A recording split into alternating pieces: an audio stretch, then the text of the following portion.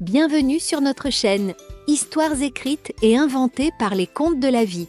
Installez-vous bien confortablement, laissez votre imagination s'envoler et découvrez l'histoire de Barnabé, un castor pas comme les autres. Barnabé n'était pas un castor ordinaire. Alors que ses frères et sœurs construisaient des barrages simples et solides, lui rêvait en grand. Il voulait bâtir des ponts élégants, des maisons flottantes et même une tour avec une vue imprenable sur la rivière. Dès son plus jeune âge, il passait des heures à dessiner ses idées sur l'écorce des arbres, imaginant des structures incroyables.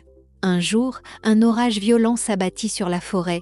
La rivière gonfla et le barrage principal du clan des castors menaça de s'effondrer.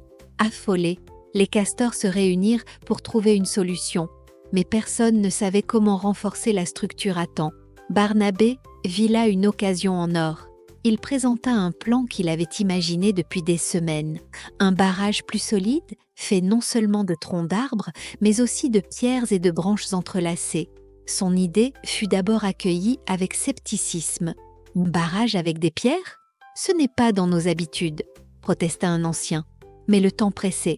Avec l'aide de ses amis, Barnabé mit son plan à exécution.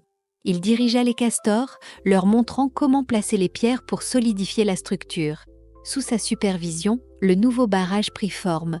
Quand l'eau déchaînée arriva, elle fut ralentie par l'ingéniosité de Barnabé.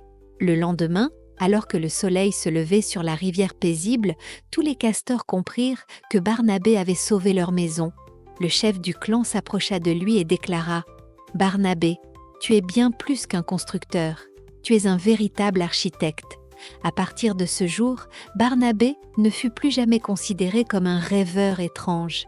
Il devint l'architecte officiel du clan, inventant sans cesse de nouvelles constructions pour rendre la vie plus belle et plus sûre pour tous. Et vous, si vous pouviez bâtir quelque chose de magique, que construiriez-vous ? Merci d'avoir écouté cette histoire.